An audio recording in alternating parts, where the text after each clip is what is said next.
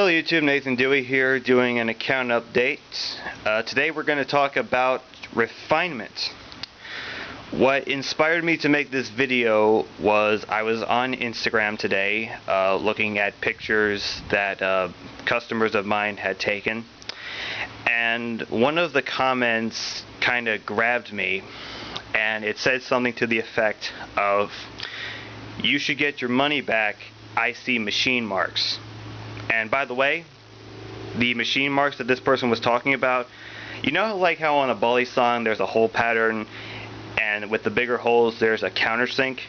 Yeah, that's what he was talking about. Not actual, like while I was making it, I just accidentally cut into it and left a machine mark. That I understand.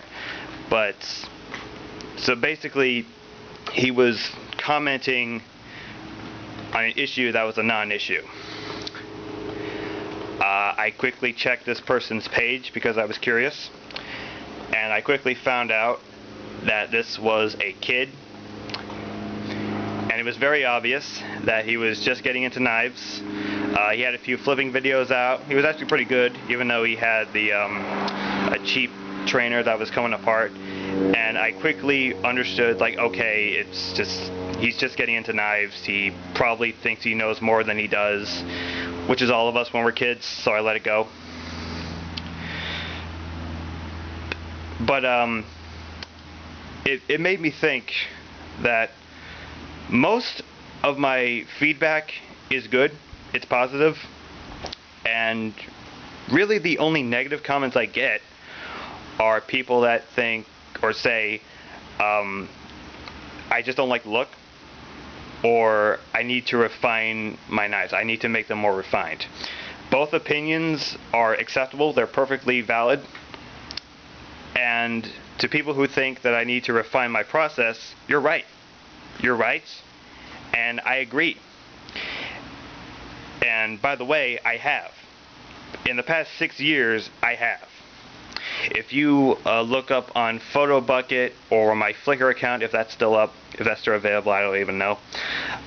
If you look at stuff from 2014, 2013, 2012, if you look close enough, you will see significant differences in just the overall cleanness of the product. It's still not where I want to be, because where I want to be, ultimately, is to have my own machine shop. I just can't do it now. A, because machine shops are expensive, it goes without saying. And B, I already have some debt that I need to work out, through a combination of, self-imposed debt. Even though I didn't go to college, I do have some debt that I have to work out that's self-imposed, and also debt that was not of my choice. Things having to do with health, things having to do with legal issues. So I'm getting there. I want to get there, but I'm just not there yet. Again, 6 years. Think about any career that you've been in and think about where you were at 6 years in. So, relative. And just to give a little perspective, this is my shop real time.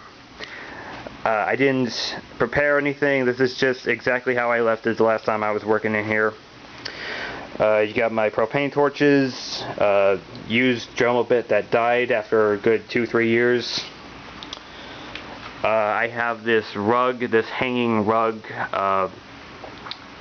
partition, kind of reduce or block some of the dust, and it's supposed to reduce the wind in the winter, but doesn't really help in the summer. I don't even know why I still have it up. It just kind of is there. I don't know.